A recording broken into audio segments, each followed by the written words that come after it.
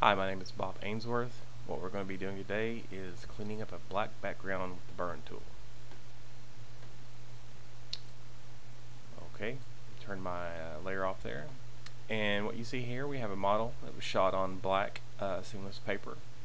I went into the raw file and bumped up the fill a little bit so our background is not pure black anymore. If you spill a little bit of your fill light from your studio lights onto your background, this could happen. It's a pretty easy fix. It's best to do it in camera, do it correctly in the studio. But if you get home and you have your background is not completely black, it's an easy fix. So let's start off by going to the burn tool. Let's make sure we're on burn. That's O on your keyboard, and also the dodge tools in this same palette.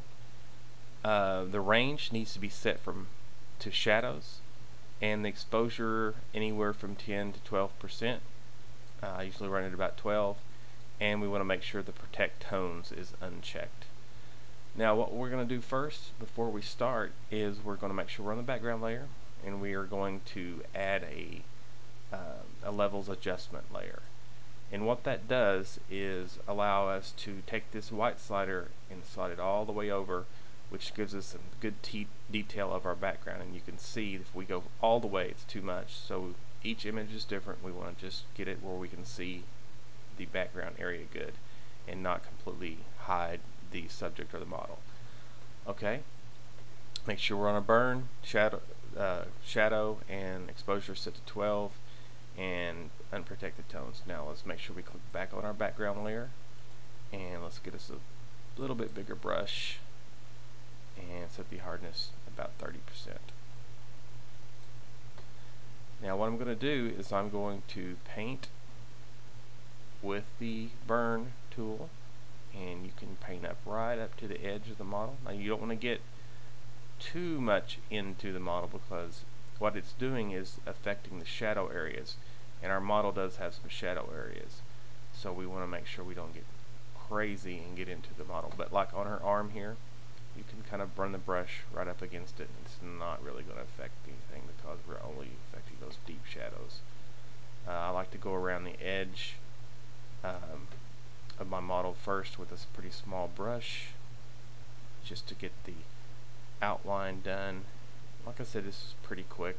It doesn't take that long to do it all.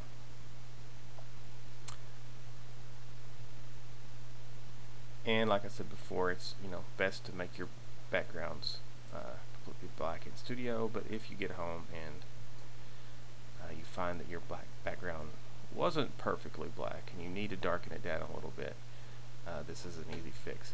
Now most of the time on the web or something, you can just do a little bit of a levels adjustment and get that background pretty black.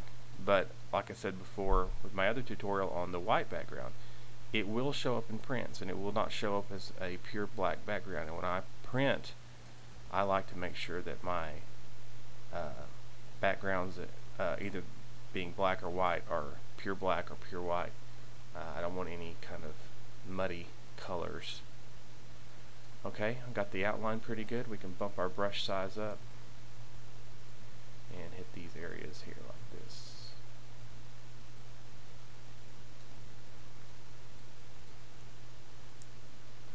As you go around, just make sure to try to get the whole area, and I'll show you a little trick here in a second to make sure we didn't miss anything. Once we get everything that we think it looks like done, you can go back to your levels and you can slide that slider even further over. And as you can see, I did miss a few spots here. Let's bump that brush down a little bit smaller. Let's go back right here. I missed a spot there. Let's go back to our background layer. Just tap those with a smaller brush.